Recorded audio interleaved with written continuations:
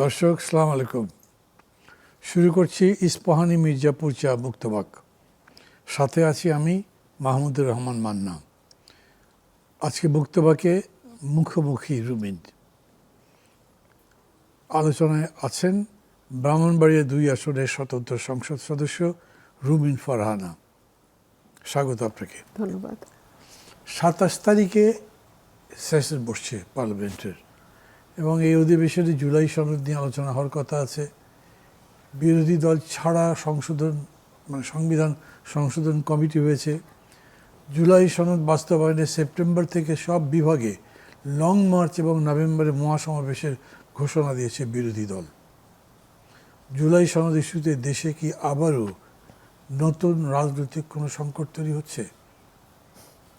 মানে ভাই, আমি রাজনৈতিক কর্মী এবং আমি একটা ছোট্ট এলাকার রিপ্রেজেন্টেটিভ। আমার কাছে জুলাই সনদ বাস্তবায়ন নিশ্চয়ই গুরুত্বপূর্ণ, কিন্তু তার চেয়ে অনেক বেশি গুরুত্বপূর্ণ বর্তমানে দেশে যে নানান রকম সংকট চলছে সেগুলো। কেন গুরুত্বপূর্ণ?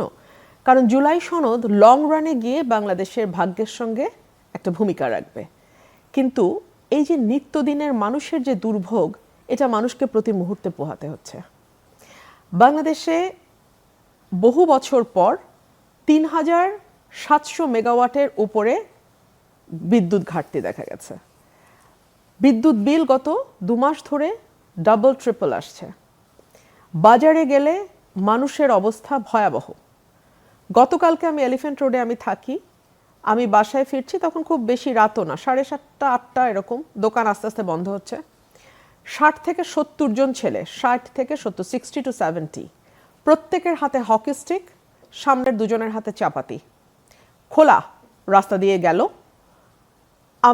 I was shocked, I was shattered, কারণ বাংলাদেশে আমি আমার ৪০ বছর ৪৫ বছরের জীবনে আমি এরকম ঘটনার মুখোমুখি হইনি। খোলা চাপাতি এলিফ্যান্ট রোডের মতো জায়গায়। পরে আমি শুনলাম যুবদল ছাত্রদল মিলে মারামারি হয়েছে ঢাকা কলেজের ওইখানে। আজকে সিলেটে হাজব্যান্ড ওয়াইফ, 90+ বয়স হাজব্যান্ডের, ওয়াইফ 70+, এবং একটা কাজের মেয়ে নৃশংসভাবে হত্যাকাণ্ডের শিকার হয়েছে। প্রতিদিন বাংলাদেশে কোথাও না কোথাও খুন হচ্ছে, এবং এখন নতুন আরেকটা শুরু হয়েছে, সেটা হচ্ছে জঙ্গি তৎপরতা। আজকে আমি দেখলাম কয়েকটা জায়গায় বোমা সদৃশ ককটেল বিস্ফোরণ হয়েছে, বোমা সদৃশ বস্তু পাওয়া গেছে। বরিশালে এক জায়গায় আদালত পাড়ার সামনে বোমা বিস্ফোরণে একজন আহত হয়েছিলেন, উনি মারা গেছেন। আপনি শুধু খবরগুলোর দিকে চোখ রাখেন, এই প্রতিটা ঘটনা এবং যা হচ্ছে বর্তমানে বাংলাদেশে, সেটা একজন সাধারণ নাগরিকের জীবন অতিষ্ঠ করে ফেলার জন্য যথেষ্ট। সো জুলাই সনদ নিয়ে আসলে কি ফ্যান্সি আলোচনা হবে, কি সাংবিধানিক আলোচনা হবে, এত ফ্যান্সি আলাপে, এইসব ফ্যান্সি আলাপ ভাল লাগে যখন আমরা একটা এভরিডে একটা নর্মাল লাইফে থাকি। বাংলাদেশের নর্মাল লাইফ এখন ওলটপালট হয়ে গেছে। মন্ত্রীদের কথা শুনলে মনে হয় তারা বাংলাদেশে থাকেন না। মন্ত্রীদের কথা শুনলে মনে হয় তারা বাংলাদেশে বিগত বছরগুলোতে ওনারা থাকেন নাই। সো আমার কাছে মনে হচ্ছে যে একটা বেসামাল সরকারের হাতে এই দেশ। সো এখন আসলে জুলাই সনদ নিয়ে বিরোধী দল কোথায় মিছিল করবে, কোথায় কি করবে, সমাবেশ করবে, it doesn't make much difference, because এই বিরোধী দলও এই সরকারেরই একটা এক্সটেনশন। ঠিক যেভাবে আওয়ামী লীগের এক্সটেনশন ছিল জাতীয় পার্টি, মিষ্টি মিষ্টি কথা বলতো, সংসদে এসে একটু বিরোধী বিরোধী ভাব ধরতো, এরাও তাই, হয়তো একটু বেটার দেন জাতীয় পার্টি, বাট ওরকম কোনো বড় ডিফারেন্স আমি দেখি না। তাহলে কি হবে? কি হবে এটা তো ভাই সময় বলবে। এই যে বললেন যে একদম প্রকাশ্য রাস্তায়, তো এলিফ্যান্টের মতো জায়গাতে এরকম করে মিছিল দেখলেন, হ্যাঁ, কোনো রিয়াকশন নেই না। এবং এটা শুধু রিয়াকশন নেই যে গভর্নমেন্ট তরফ থেকে রিয়াকশন নেই সেরকম নয়, মানুষও জানে চুপ করে আছে, মানুষ চুপ করে আছে। এবং অপোজিশন পার্টি, আপনি বলছেন যে এটা extension of the government, yes, তাহলে কি হবে? They were with the government for many years, এবং তারা তো একসাথে সরকার গঠন করেছে, একসাথে বিরোধী দলে থেকেছে, একসাথে আন্দোলন করেছে, একসাথে ক্ষমতার হাওয়া বাতাস খেয়েছে। সো এখন তো তারা একসাথেই, কিন্তু মুশকিল হচ্ছে জামাত 77 আসন, এটা কিন্তু হিস্ট্রিতে কখনো হয় নাই। সো তারা এখন চেষ্টা করবে সরকারের ব্যর্থতাগুলোকে বাড়তে দিতে, সরকারকে আরো সময় দিতে, এবং আরো যাতে সরকার আরও বেশি ফেল করতে থাকে, বিভিন্ন জায়গায় আরও বেশি ডুবতে থাকে, তখন জামাতের জন্য যেটা সুবিধা হবে সেটা হচ্ছে যে তারা হয়তো নেক্সট ইলেকশনকে টার্গেট করে আগাতে পারবে।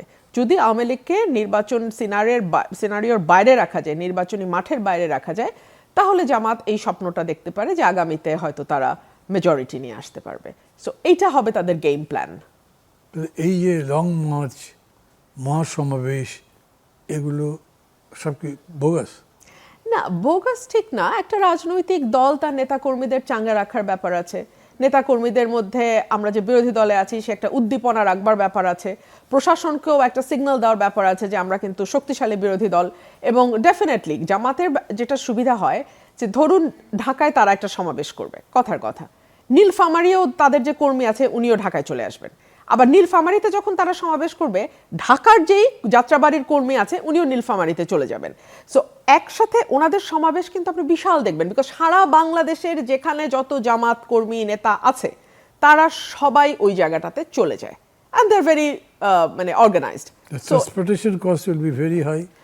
ডু ইউ রিয়েলি থিঙ্ক যে তাদের কাছে money is a problem? Money is not. তাদের মানে আমি জানি না সোর্স অফ ইনকাম কি, বা এটা তারা, আমি যেহেতু দলের না আমার পক্ষে তো বলা মুশকিল। অভ্যন্তরীণ সোর্স হতে পারে, নেতাকর্মীদের কাছ থেকে পাওয়া টাকা হতে পারে, কিংবা বিদেশ থেকে আসা ফান্ড। নেতাকর্মী তো সব যাচ্ছেই, তারা নিজেদের খরচেই যাচ্ছে, নিজেদের খরচে যাচ্ছে, থাকবে, খাবে, সব নিজেরাই করবে। সব মানে খুব ইজি মনে করেন? ইজি মনে করি না, কিন্তু ব্যাপারটা জামাতের জন্য ইজি মান্না ভাই। আমরা জামাতের রাজনীতি করি না বলে হয়তো বুঝতে অসুবিধা হয়, কিন্তু বাইরে থেকে যতটুকু বুঝি, বিএনপি বা আওয়ামী লীগের মতো তো আর ওদের স্ট্রাকচার ইজ কমপ্লিটলি ডিফারেন্ট। কারণ আমরা যখন বিরোধী দলে ছিলাম, বিএনপির একটা কর্মী জেলে গেলে তার খোঁজ কিন্তু কেউ নিত না, তার পরিবারকেই দৌড়াতে হতো। কিন্তু জামাতের একটা কর্মী যখন জেলে যেত, আমাদের কানে খবর আসতো যেটা, যে দল থেকেই তার ফ্যামিলিকে দেখাশোনা, তার ফ্যামিলিকে সমস্ত সাপোর্ট দেয়া, বাজার খরচ থেকে শুরু করে সবকিছু তারা করে। এবং তারা দরিদ্র পরিবারের ব্রিলিয়ান্ট ছেলেদেরকে বেছে নিয়ে কাউকে ব্যারিস্টার বানায়, কাউকে ডাক্তার বানায়, কাউকে আরও মানে অন্য কোনো ফিল্ডে যদি তার ক্যাপাসিটি থাকে সেই দিকে তারা ইনভেস্ট করে। সেই কারণে আপনি দেখবেন যে মানে মুখ খুললে আপনি বুঝবেন যে মানে YONO the background shows everywhere, but brilliance যদি তাদের থাকে, মেধা যদি থাকে, জামাত তাদেরকে ইয়ে করে, নার্চার করে। আপনি যা বলছেন, আর this critique of the Jamaat Islam or eulogizing? This is my analysis. This is I'm neither criticizing them nor I'm in favor of them, but I'm just খুবই objective analysis, very objective analysis, because I'm not a part of Jamaat. So মানে objective অ্যানালিসিসই এরকম বলছে, it is a very discipline party, yeah, very কি বলা যায়, well organized. Organise তো বটেই, খুবই প্ল্যান মাফিক চলে এবং একদম। সেরকম করেই যাচ্ছে। একদম। তো সেই পার্টি কি কারণে 5 বছর পর্যন্ত অপেক্ষা করবে? তাদের তো একটা রিস্কও আছে যে এর মধ্যে আওয়ামী লীগ ফিরেও আসতে পারে। মানে আমি একবারও 5 বছর বলি নাই, আমি বলছি তারা অপেক্ষা করবে যতদিন পর্যন্ত না তারা মেজরিটি পাবে বলে তারা মনে করবে। যেই মুহূর্তে তারা বুঝবে সরকারের ফেলিয়ার যত বাড়তে থাকবে, আওয়ামী লীগকে যদি আপনি মাঠের বাইরে রাখতে পারেন, তাহলে হয়তো 2 বছর, 3 বছর, 2.5 বছর, যখন তারা বুঝবে যে 77 উইল বি 152, তখনই সিনারিও আলাদা হয়ে যাবে। এটা কি বোঝা সম্ভব মনে করেন? ওদের ডেফিনেটলি পরিসংখ্যান আছে, they have their own calculation. একেবারে তাদের অ্যানালিসিস আছে, তাদের ডেটা আছে, এবং এইসব ব্যাপারে তারা অনেক গুছানো বলে আমার ধারণা। All these are going in their favor with a total eulogization, total. না মানে অবজেক্টিভ রিয়েলিটিটা হতেও পারে, হ্যাঁ হতে পারে, সেটা আমি অস্বীকার করছি না, হতে পারে। কিন্তু এটা ঠিক যে প্রথম আপনার বিগিনিংটা এরকম মনে হয়েছিল যে যখন আপনি বলছেন যেটা এক্সটেনশন অফ দি গভর্নমেন্ট, কিন্তু এখন আবার বলছে খুবই ক্যালকুলেটিভ ওয়েতে তারা অপোজ করছে। Absolutely. কিন্তু এখানে আমার প্রশ্নটা এরকম আসে যে ধরেন তারা যদি এতই পারে, তাহলে why not they try to make it earlier? Manna ভাই, আসলে মাঠে এতদিন দুটো দলের রাজত্ব ছিল, দ্বিদলীয় ব্যবস্থা, 1। 2 হলো 71-এর একটা বিশাল ব্যাগেজ তাদের উপর ছিল এবং আছে। 3 হলো তারা কিন্তু অত্যন্ত ধৈর্যশীল না হলে এত দূর এত বছর টিকে থাকবার কথা না। নিশ্চয়ই। সেই 41 সাল 42 সালে তাদের জন্ম, তারপরে ধীরে ধীরে 3টা জমানা পার হলো, ভারত উপমহাদেশ, তারপরে পাকিস্তান, তারপরে বাংলাদেশ। সো এবং প্রত্যেকটা সময় তারা হিস্ট্রির উল্টো দিকে দাঁড়িয়েছে। 47-এ তারা একরকম চেয়েছে, 71-এ তারা একরকম চেয়েছে, কিন্তু ঘটনাগুলো ঘটেছে কিন্তু ডিসফেভারে, উল্টোটা। তাদের ডিসফেভারে। সো সেই জায়গাগুলো অতিক্রম করে এসে এখানে এসে দাঁড়ানো, ধৈর্য আছে, যেটাকে আমরা পারসিভিয়ারেন্স বলি, খুব পারসিভিয়ারেন্স তাদের অসাধারণ, লেগে থাকা। সো এই লেগে থাকা তো একসময় না একসময় কাজে দিবে। না, কিন্তু সেটাও ক্যালকুলেটিভ হইতে লেগে থাকতে হবে, ভীষণ উল্টাপাল্টা ক্যালকুলেটিভ, লেগে থাকলে তো হবে না। একদম। মানে ধরুন, এতদিনকার হিস্ট্রি তো তা বলে না, because they failed in almost all the occasions. কিন্তু তারা টিকে গেছে, টিকে গেছে সেটা, টিকে মানে গেছে। ধরেন ইন্ডিয়াতে জামাত ইসলাম খুব টিকে গেছে এরকম বলবেন? একদম না, পাকিস্তানেও না, তাহলে কিন্তু বাংলাদেশে কিন্তু টিকে গেছে। বাংলাদেশে তো তাদেরকে এত পারসিভারেন্স, হ্যাঁ স্বাধীনতার পরে করতেছে, স্বাধীনতা এত বড় একটা যুদ্ধ তারা বিরোধিতা করেছিল, ফলে ন্যাচারালি এটা হবে যে মানুষ তাদেরকে রিজেক্ট করবে, মানুষ তাদেরকে হেট করবে, তাদের সে ক্যাম্পেইন করা ইজি হবে, তারা আসতে পারেনি। এইবার যে এলো সেটাও কিন্তু একটা দেখেন, মানে এটাকে কি বলবেন, এরকম একটা ঘটনা ঘটে গেল যেটা জামাতও সম্ভবত ঘটবার আগে কল্পনাই করতে পারি নাই। মানে ভাই, মানে আমরা বলছি যে তারা খুবই প্ল্যান করে করেছে, কিন্তু 24-এর এই অভ্যুত্থান তো স্পন্টেনিয়াস।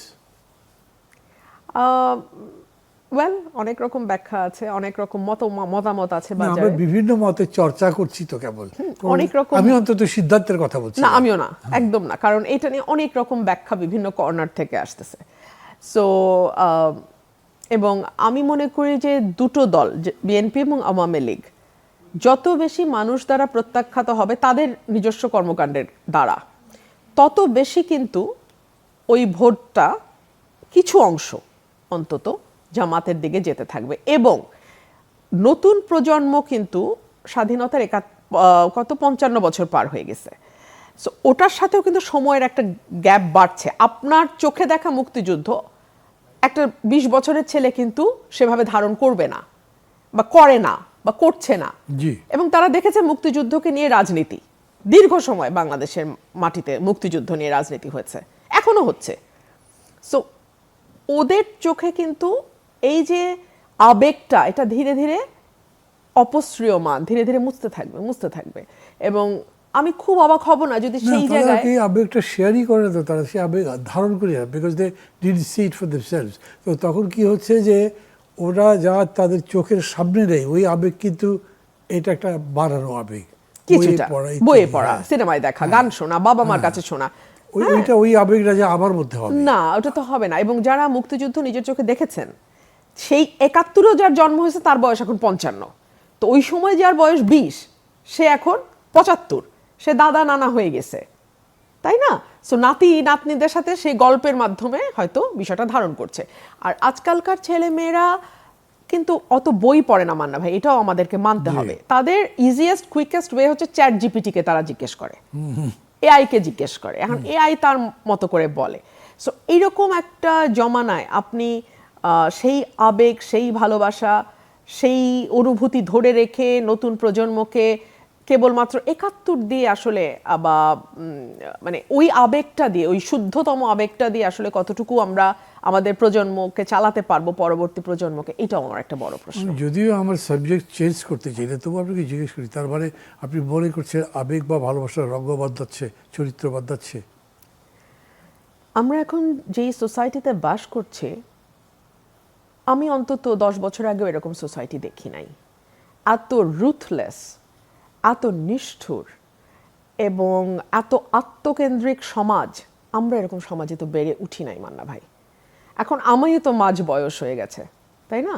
সো আমাদের বেড়ে ওঠাও তো আসলে আমি 30-40 বছর আগের কথা বলছি। সেই সময়কার সমাজের সাথে তো আপনি এই মেকানিক্যাল সময়ের কোনো তুলনা করতে পারবেন না, হয় না, হচ্ছে না। মানে আমি একটু দর্শকদের থেকে সবাই চাইছি একটা ঘটনা বলবো। মানে আপনি তো মাঝ বয়স বললেন, আমার তো প্রায় শেষ বয়স পড়া ছিল, 76। আমি হেমন্তের গান পছন্দ করি, আমাদের জেনারেশন সবাই হেমন্ত, মানে হেমন্ত, তারপরে ধরে যে সন্ধ্যা কিংবা উত্তম কুমার, সুচিত্রা সেন, এগুলোর পাগল আমরা এখনও আছি। তো আমি এক রাত্রেবেলা 10টার দিকে আমার ঘরে লাইটটা নিভিয়ে দিয়ে একটা ডিম লাইট জ্বালিয়ে গান শুনছি, পড়ছি না, পড়তে পড়তে গান শুনছি, দরজাটা ভেজানো। আমার ছেলে তখন দেশে আছে, ও তখন গ্রেড 9-এ পড়ে, বেশ কয়েক বছর আগের কথা। দরজাটা খুললো, খুলে ঢুকলো, ঢুকে আবার পাশে দাঁড়ালো। তাই ভাবছি কিছু হয়তো বলবে টলবে, অপেক্ষা করতে লাগলাম। সে কিছু বলে না, কিছু। আমি জিজ্ঞেস করছি, কি আব্বু কিছু বলবে? আমি বলছি, কী করছো? আমাকে জিজ্ঞেস করছে। ডোন্ট ইউ সি, আমি তো গান শুনছি। এগুলো গান? আমি বললাম, তুমি জানোই গান কে গেয়েছে? আমার তো জানার দরকার নেই, এগুলো কি গান নাকি? তা আমি বললাম যেটা হেমন্তের গান, he is such a big artist, এই ওই যা বলার। এইসব গান শুনে বিপ্লব করতে পারবে না, আর যাই হোক সমাজ বদলাতে পারবে না। ও বেরিয়ে চলে গেল। তো মানে এইটা দিয়ে একটা তো আপনি বললেন ক্রুয়েল সোসাইটি, আত্মকেন্দ্রিক, এই ওই, আর একটা হচ্ছে কালচারটাও চেঞ্জ হয়েছে, attitude towards life is also changed. তো এইটা একটা অনেক বড় প্রশ্ন। কিন্তু আমি বললাম যে আমি প্রসঙ্গটা বদলাতে চাই না, তো জিনিসটা বলে রাখলাম মাঝে। এই প্রেক্ষিতে আমি আপনাকে জিজ্ঞেস করি, আপনি নিজে তো বিএনপি করেছেন, এই যে আপনি বললেন যেগুলো, এগুলো বিএনপি লিডারশিপ বোঝে না? বোঝে? মানে ভাই, এটা তো আমার পক্ষে বলা মুশকিল, কারণ আমি যখন বিএনপি করেছি, আমি একেবারেই খুবই ছোট একজন কর্মী হিসেবে আমি দেশনেত্রী বেগম খালেদা জিয়াকে দেখেছি, কাছ থেকে দেখেছি, এবং ভীষণ রকম ওনার স্নেহ পেয়েছি। খুব ছোট মানে খুব ছোট না, আপনি যখন মানে এমপি ছিলেন আগে, তখন তো জানি। না, আমি তো এই দলের সাথে যুক্ত হয়েছি 12 সালে, 2012 সালে। 2012, আজকে তো 14 বছর আগে। 14 বছর আগে। তো আপনি যদি এখন মাঝ বয়সী হন, তাহলে তখন পরিপূর্ণ বয়সে। না, আমি রাজনীতিতে ওই বয়সটাকে আমি ছোটই বলবো, একটা আর্লি 30s এর মেয়ে রাজনীতিতে ডেফিনেটলি ইয়াংই বলবো আমি। মানে যেমন ধরেন আমি বলি, আমিও জাসদ করতাম, আমি আওয়ামী লীগে যোগ দিয়েছি। যোগ দেবার আগেই আমার কতগুলো ধারণা হয়েছে আওয়ামী লীগ সম্পর্কে। কীরকম? ধরেন আমি প্রথম জেলে যখন গেছি, জেলে ঢুকলাম, পরের সকাল, আমি লক আপের পরে গেছি, পরের সকালবেলা একদম সব নেতারা চলেছেন, যারা ওই ডিঙ্গু জেলে ছিলেন, যেখানে গুলি হয়েছে, এই তাজউদ্দিন সাহেবরা মারা গেছেন, সেটাতে কোরবান আলী সাহেব আছেন, আব্দুল আজিজ সাহেব আছেন, শেখ আজিজ, আব্দুল সামাদ আজাদ, এরা সবাই। এবং তারা তো আমাকে আগে থেকে চেনেন, আমি একসময় ছাত্রলীগ তো করতাম। তো তারা এসে আমাকে জিজ্ঞেস করছে, খবর কি দেশের বলো তো? খবর আর কি, তো এই বললাম যে আমি দেখছি। তারা খুবই ডিসপ্লিসড আমার উপরে। কী জানতে চান? কাদের সিদ্দিকীর কী খবর? কাদের সিদ্দিকীর তো কোনো খবর নাই। তুমি খবরই রাখো না, কাদের সিদ্দিকী তো এখন যমুনার পাড়ে, তারা আমাকে বলছেন। সো মানে ওই রকম লিডারশিপে এরকম কথা বললো, তাতে আমি তাদের সম্পর্কে একটা ধারণা নিলাম। হতে পারে একটা ভুল, জেলের মধ্যে তত্ত্ব গেছে। পরবর্তী সময়েও আওয়ামী লীগ কখনো বুঝতেই পারেনি যে জামাত এরকম করে বেড়ে উঠছে, কখনো না। অথচ বোঝা যেত তাদেরটা, না বোঝার কথা না। তো আমি মনে করি ওরকম করে, যেমন আমি দলকে চিনি, আপনি যে বয়স আছেন, আপনি তো বলতে চান না, বা আমি আপনাকে প্রেস করছি না যে বিএনপি বুঝতে পারবে না, সেটা কথা না, বুঝতে পারা উচিত। এবং আমার এই মানে আপনাকে প্রশ্ন করবার ছিলাম, আমি সেটা এখন করিনি।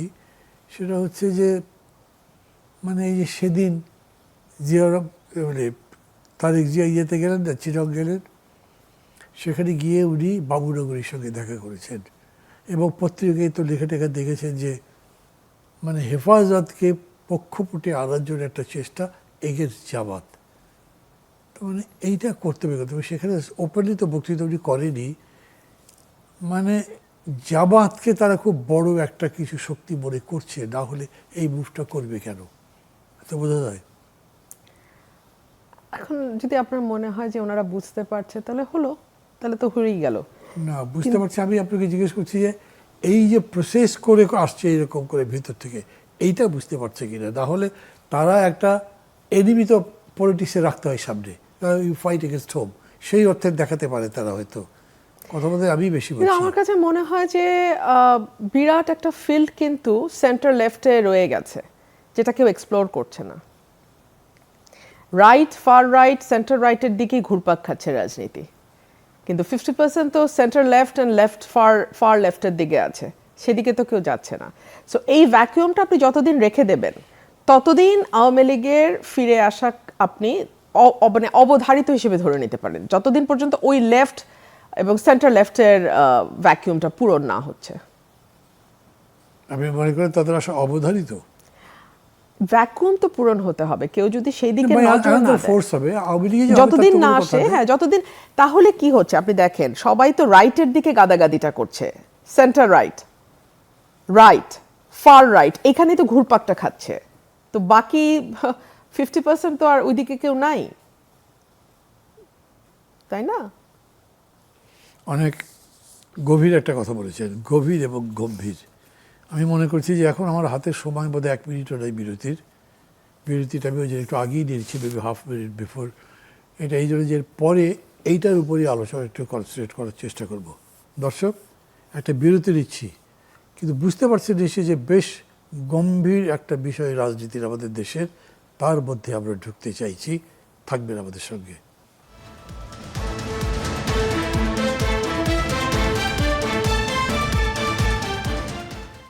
দর্শক, ফিরে এলাম ইস্পাহানি মির্জাপুর চা মুক্তবাকে। কথা বলছিলাম রুমিন ফারহানার সাথে। রুমিন ফারহানা বলছিলেন পলিটিক্সের এখনকার বাংলাদেশের অবস্থান, মানে রাজনীতি যেভাবে অবস্থান করে, প্লিজ একটা অ্যাটেনশন দিয়ে কথাগুলো শোনার দরকার মনে করছি আমি, সেজন্যই এরকম করে বললাম। বলুন।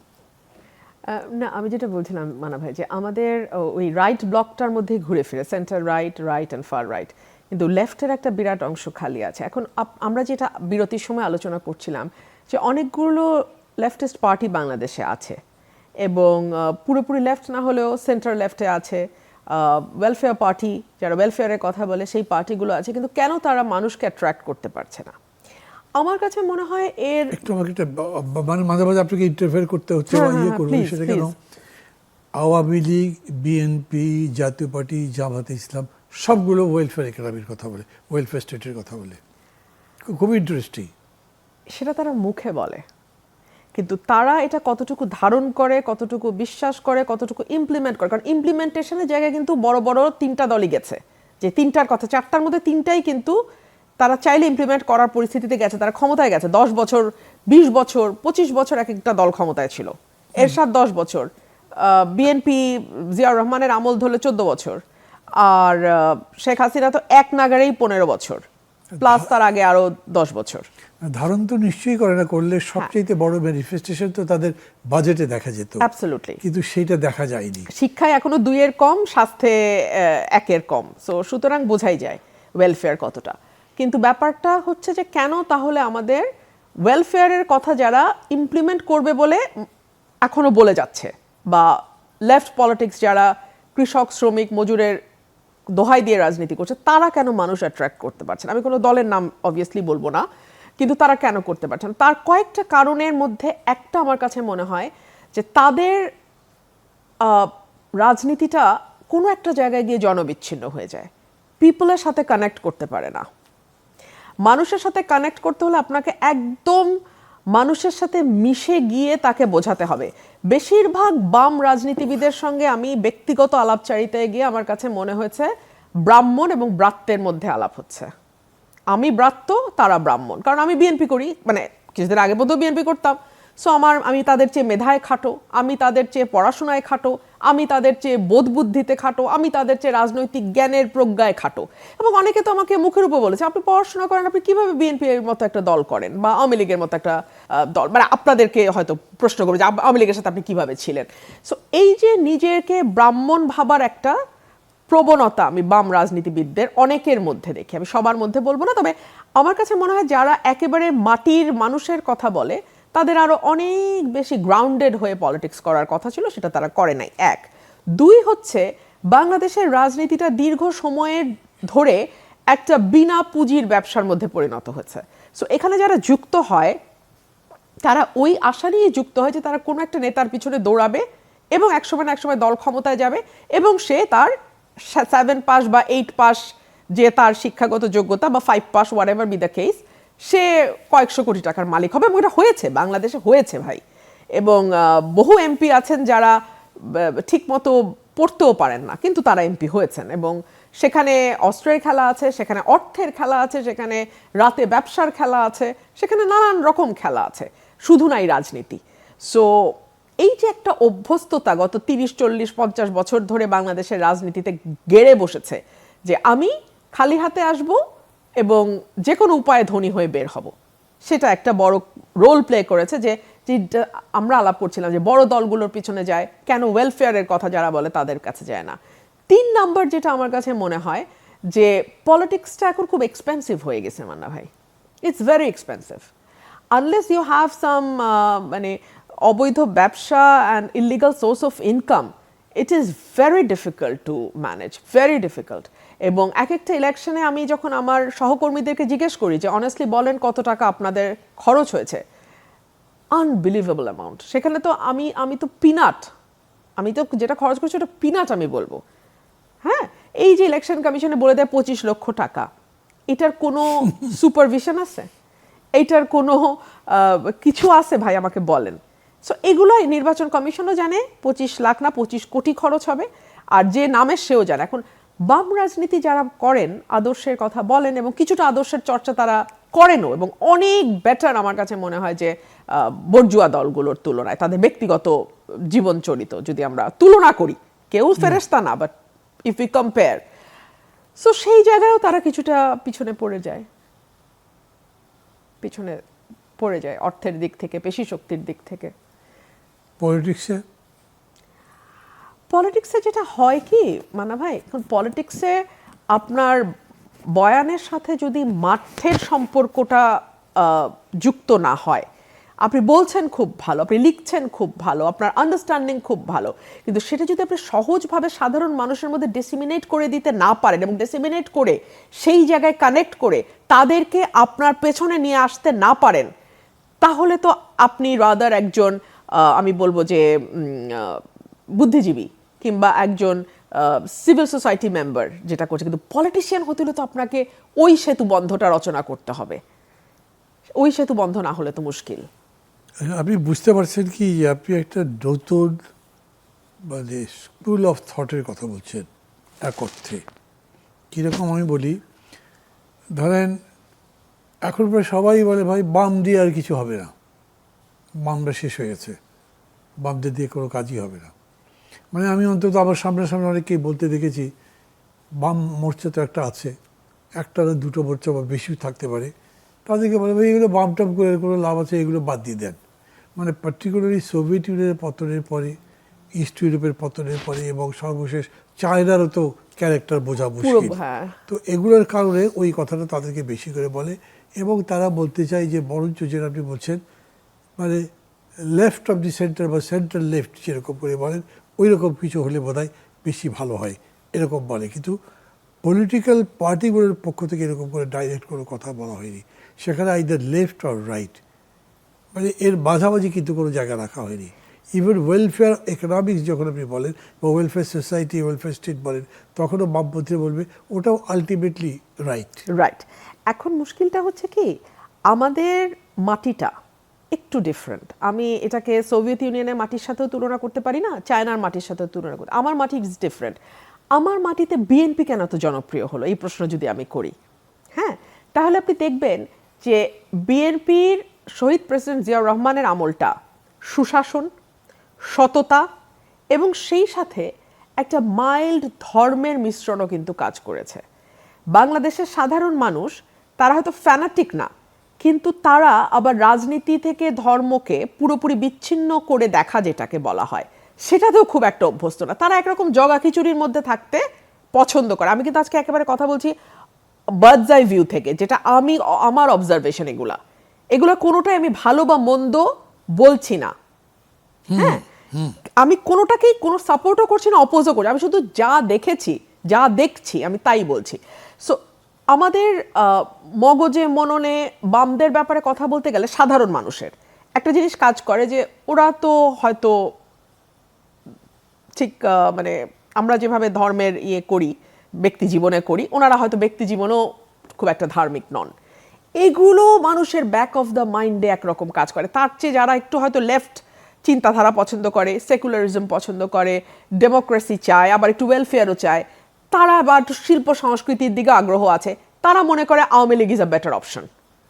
আবার যারা মনে করে যে না, অত শিল্প সংস্কৃতি করলে আমাদের খাঁটি যেই ইমান সেটা হয়তো অত মজবুত থাকবে না, তারা মনে করে আচ্ছা বিএনপি, তারা কিন্তু আবার জামাতে যাবে না, অত ফার রাইটে তারা যাবে না, তারা একটু ঝুঁকে, হয় একটু আওয়ামী লীগের দিকে ঝুঁকে, তাহলে ধর্মও থাকলো আবার সেকুলারিজমও চললো, সংস্কৃতির চর্চাও হলো আবার ধর্ম চর্চাও করা গেল, তারা কিন্তু আবার ফার লেফটের দিকে ঢুকবে না।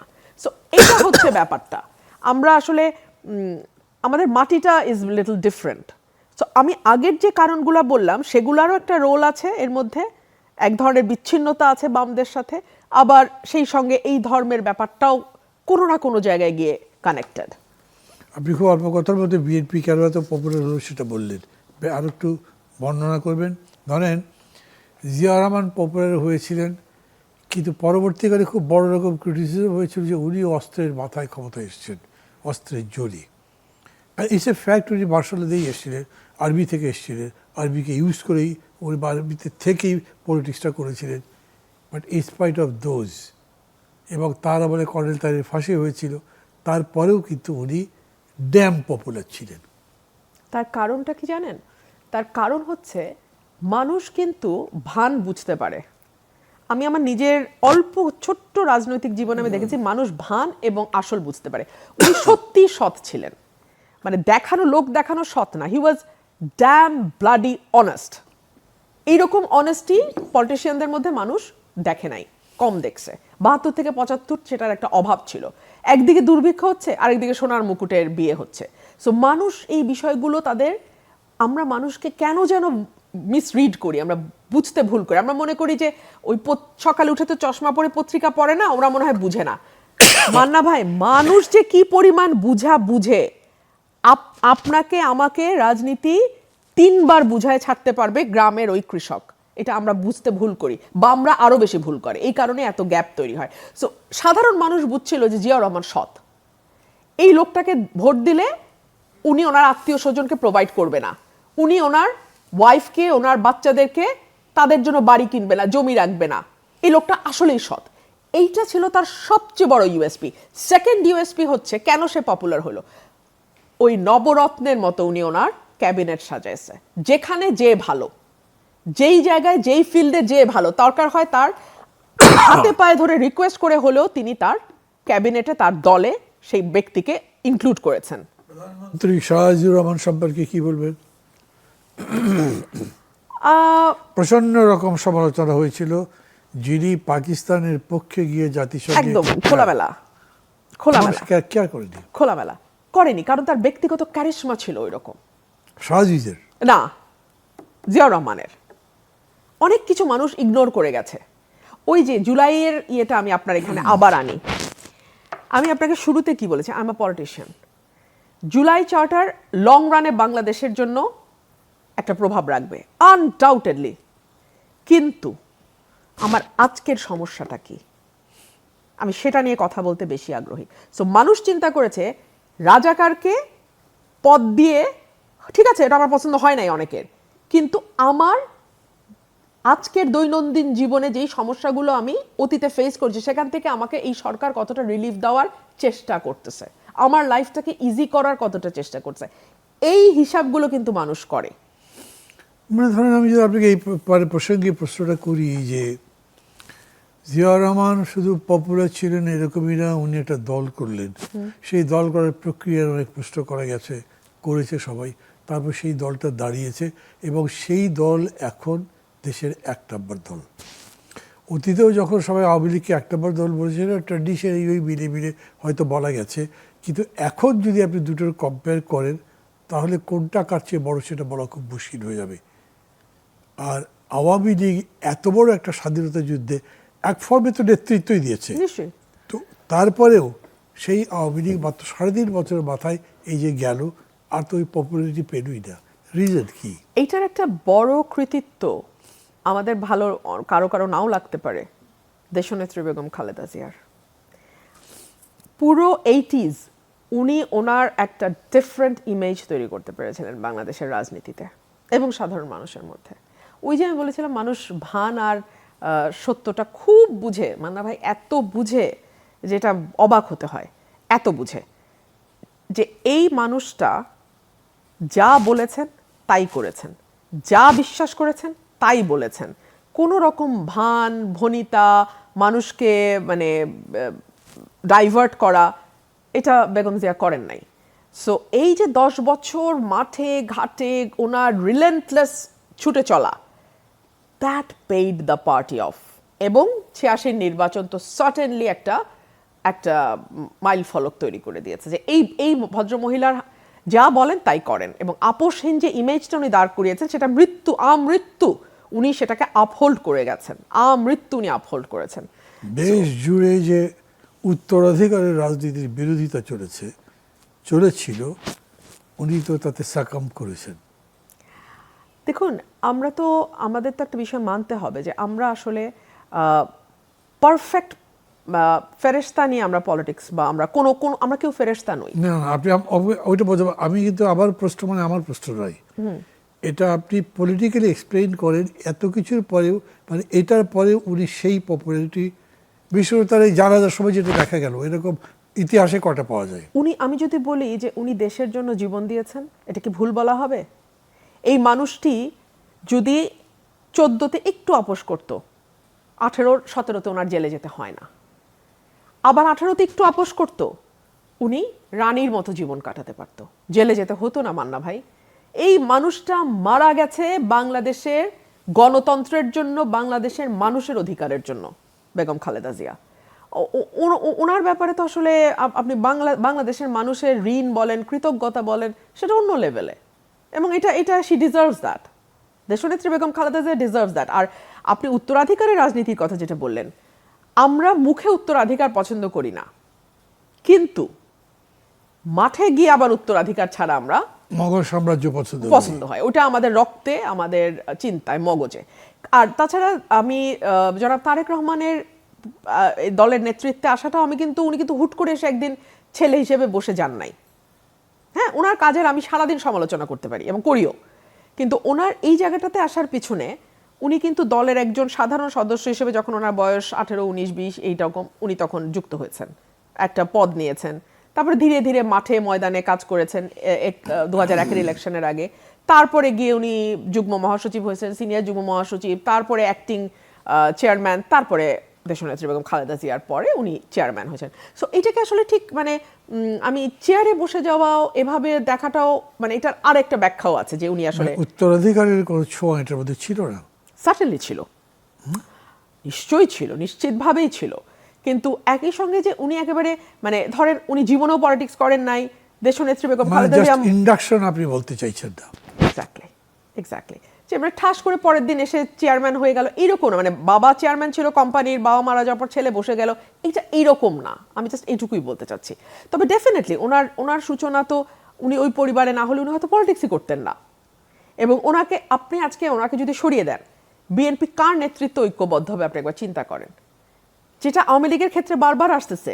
না, এরকম প্রশ্ন অবশ্য মানে এটার জবাব দিলে বিএনপির সমস্ত মানুষ হয়তো আমাকে অপছন্দ করতে শুরু করে দেবে, বা যখনই আপনি কারো ব্যাপারে বলবেন তখন তাই হবে। কিন্তু রিয়েলিটি হচ্ছে কখনো জায়গা খালি থাকে না। ওইরকম করে যখন শেখ মুজিব মারা গেছে তখন একই প্রশ্ন এসছে, জিয়া রহমান যখন মারা গেছে তখনও একই প্রশ্ন এসছে। দেখেন, শেখ মুজিব যখন মারা গেছে মান্না ভাই, 3 ভাগ হয়েছে আওয়ামী লীগ, হইতে তো পারে নাই এক। সেই তো শেখ হাসিনাকে ফিরে এসে হাল ধরতে হয়েছে। শেখ হাসিনা যদি ফিরে না আসতো, আওয়ামী লীগ তো বহু ধারায় বিভক্ত হয়ে গেছিল। কিন্তু রিয়েলিটি হচ্ছে যদি শেখ হাসিনা ফিরে না আসতেন তাহলে একটা কম্প্রোমাইজ হতো। যদি ডক্টর কামাল নিজস্ব ইনিশিয়েটিভ নিয়ে ফিরিয়ে না আনতেন, তাইলে কিন্তু একটা কম্প্রোমাইজ ওখানে হয়ে গেলেই দলটা দাঁড়িয়ে যেত।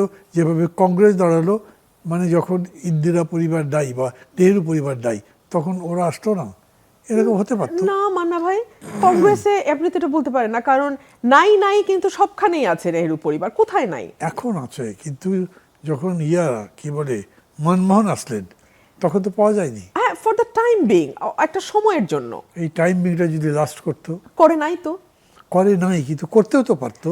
ওয়েল, করে নাই, এটাই হলো বাস্তব। একইভাবে আপনি কি মনে করেন যে ওই সময় ডক্টর কামাল হোসেন যদি শেখ হাসিনাকে না নিয়ে আসতেন, তিনটা ভাগ এক হতে পারতো, একটা কম্প্রোমাইজে আসতো?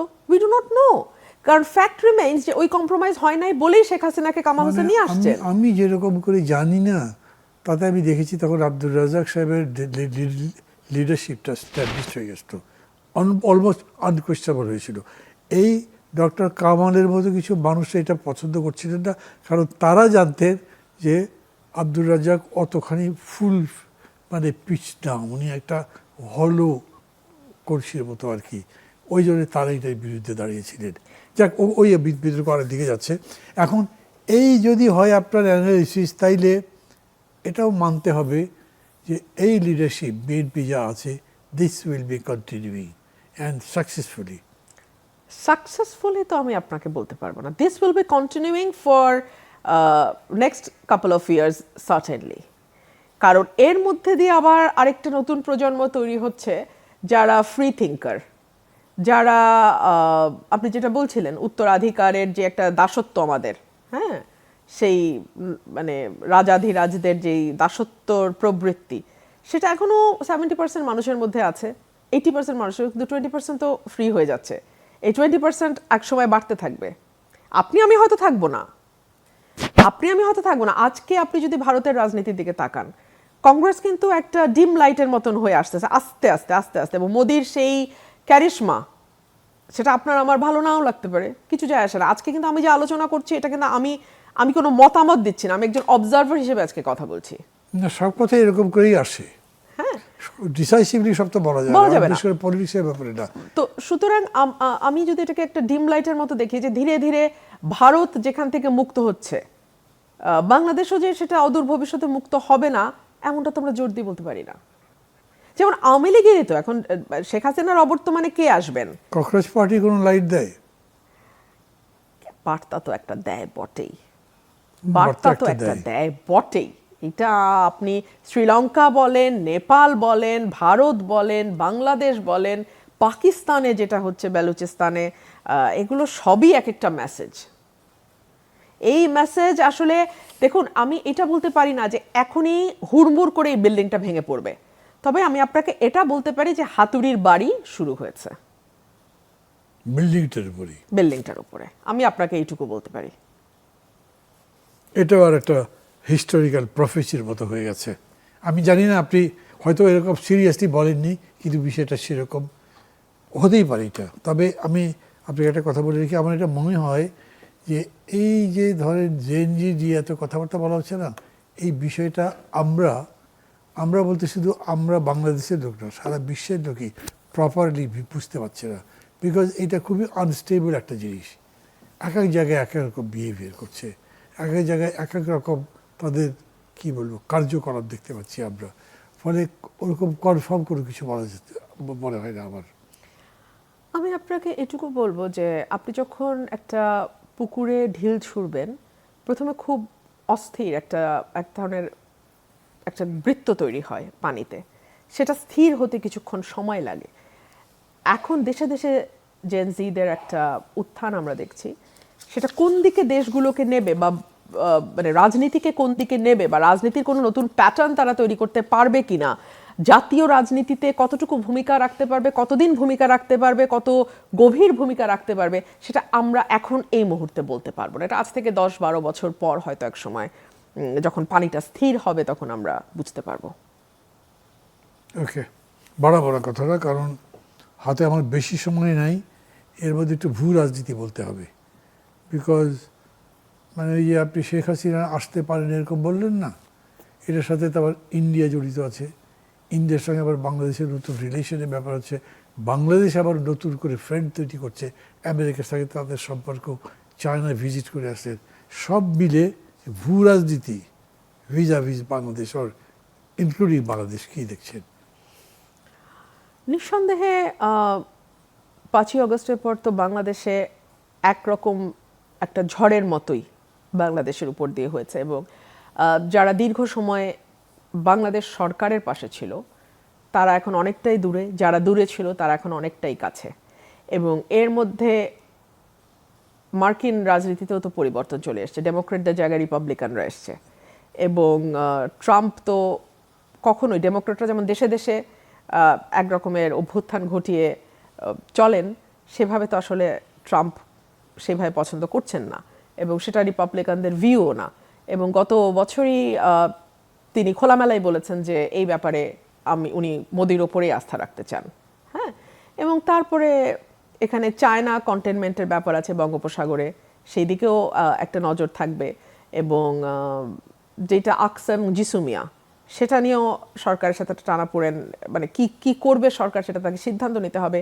সে চায়নার দিকে কতটুকু ঝুঁকবে বা আমেরিকার বন্ধু কতটুকু থাকবে, এবং ভারত যার সঙ্গে আসলে আমরা আমাদের 3 দিক শেয়ার করছি, নেক্সট ডোর নেইবার, তাদের সঙ্গেই বা তারা কিভাবে হ্যান্ডেল করবে। কারণ দেখুন, আমরা তো আসলে 15-16 বছর শেখ হাসিনাকে দেখেছি যে মানে এভাবে খেলতে দেশগুলোকে নিয়ে, মানে check and balance, check and balance, check and balance. এবং এটার জন্য যে অভিজ্ঞতা এবং যেই মানে সভাসদ প্রয়োজন হয়, পারিষদ প্রয়োজন হয়, নবরত্নের প্রয়োজন হয়, হ্যাঁ, সেটা আমাদের মতে না মিললেও কিছুটা ঝলক তো ছিলই 15-16 বছর। গহর রিজভী, মশিউর রহমান, এইচ.টি. ইমাম, একেবারেই মানে আমাদের পছন্দ হবে না, কিন্তু কিছু যায় আসে না, কিন্তু মানে শেখ হাসিনাকে টিকিয়ে রাখবার জন্য দে প্লেড সিরিয়াস রোল। হ্যাঁ, তো সেখানে আমি তো এখন নিজের মতো এরা সবাই মেরিটোরিয়াস, ব্রিলিয়েন্ট, ভীষণ মেরিটোরিয়াস। যার ক্ষেত্রে আপনি ব্যাকগ্রাউন্ড চেক করেন, মানে আমার মুখ থেকে বলে গালি খাওয়ার কিছু নাই, জাস্ট গো অ্যান্ড গুগল ইট। হ্যাঁ, just go and Google it, that's it. তো এখন যদি আমরা গুগল করে আমরা কাদের পাবো? আমি নামগুলো এখন বললে একটা মানে ব্যক্তি অপমান হয়ে যায়, আমি নাম না বলি, পারিষদ, সভাসদ আমরা দেখতেই পারি কারা আছেন। সো এই যেটা আমি জিয়াউর রহমানের সময়কার কথা বলছিলাম, যে উনি নবরত্ন খুঁজতেন এবং মতে না মিললে উনি টেনে এনে বসাতেন, যোগ্যতাকে সম্মান করতেন, মেধাকে সম্মান করতেন, ব্যক্তির সততাকে সম্মান করতেন। এবং রাজনীতিবিদদের, আমি যেহেতু ব্যক্তিগতভাবে আমার পরিবার রাজনৈতিক পরিবার, আমি জানি যে উনি ডাকতেন, কে আসলো কে না আসলো সেটা পরের হিসাব, কিন্তু উনি অ্যাটলিস্ট ডাকতেন এবং অনেস্টলি ডাকতেন যে প্লিজ আসেন, আমার হাতটাকে শক্তিশালী করেন। তো সেই মানে দেখুন, নাম্বার 1-এ যিনি থাকেন তিনি কিন্তু সব কাজ করবেন না, তার কাজটাই হচ্ছে যোগ্য লোক সিলেক্ট করা, যে কাকে দিয়ে কোনটা করাবেন, দ্যাট ইজ দ্য জব। যিনি গৃহকর্ত্রী হন, ধনী পরিবারের গৃহকর্ত্রী, উনি কিন্তু সব কাজ করেন না, উনি কিন্তু রান্না করেন না, উনি কিন্তু ঘর ঝাড়ু দেন না, কিন্তু কাকে দিয়ে কোন কাজটা করাবেন, বাবুর্চি কে হবে আর ক্লিনার কে হবে আর ড্রাইভ কে করবে, এটা উনি সিলেক্ট করতে হয়। উনি যত ভালো সিলেক্ট করতে পারবেন তত ভালো ওনার ফ্যামিলি চলবে। As simple as that, as simple as that. জিনিসটা কনক্লুড করলেন না, সেটা হচ্ছে যে বাংলাদেশ এখানে কোথায় দাঁড়ায়? Bangladesh is in a very volatile position, very volatile. কেন বলছি? ছোট দেশ, গরিব দেশ, হাজারটা সমস্যা আছে, এবং খুবই জিওপলিটিক্যালি ইম্পর্ট্যান্ট জায়গায় আমাদের অবস্থান। সো আমেরিকা চাবে তার আধিপত্য, চায়না চাবে তার আধিপত্য, ভারত চাবে তার আধিপত্য। এবং ভারতের 1 নম্বর কনসার্ন হচ্ছে 7 সিস্টার্সের নিরাপত্তা, loud and clear. Second concern হচ্ছে পাকিস্তানের সাথে বাংলাদেশের সখ্যতা কতটুকু। পাকিস্তানের আইএসআই বা পাকিস্তানের গোয়েন্দা সংস্থা বা পাকিস্তানের খুব বেশি ইনফ্লুয়েন্স যদি বাংলাদেশের রাজনীতিতে পরিলক্ষিত হয়, এটা নেক্সট ডোর নেইবার জন্য একটা অস্বস্তির কারণ। ওকে, থ্যাংক ইউ। দর্শক, শেষ করছি এখানকার অনুষ্ঠান। রুমিন ফারহানাকে বিশেষ করে ধন্যবাদ। আমি মনে করি আপনারা সবাই এতক্ষণ ধরে যে আলোচনা শুনেছেন, সেটা আমাদের দেশের রাজনীতির দিকে একটা আলোকপাত করেছে, যা স্পষ্ট। আন্তর্জাতিক প্রসঙ্গ এনে এখানে যেটা বলবার চেষ্টা করা হয়েছিল, তার জন্য যথেষ্ট সময় পেলাম না বলে আমরা আলোচনাটা বাড়াতে পারলাম না। কিন্তু এও ঠিক, এখন বাংলাদেশের সাফল্য নির্ভর করবে এই কটা দেশ এই যে ধরনের দ্বন্দ্বের মধ্যে অবস্থান করে, তার ভিতরে একটা খুবই সুন্দর কার্যকর ব্যালেন্স তৈরি করা। এবং এই ব্যালেন্স তৈরি করতে পারলেই তারা সামনে যেতে পারবে, না হলে আটকে যেতে পারে, কোথাও কোথাও বুক থুবড়ে পড়ে যেতে পারে। আন্তর্জাতিক রাজনীতি এখন এতখানি জটিল। ভালো থাকবেন সবাই, খোদা হাফেজ।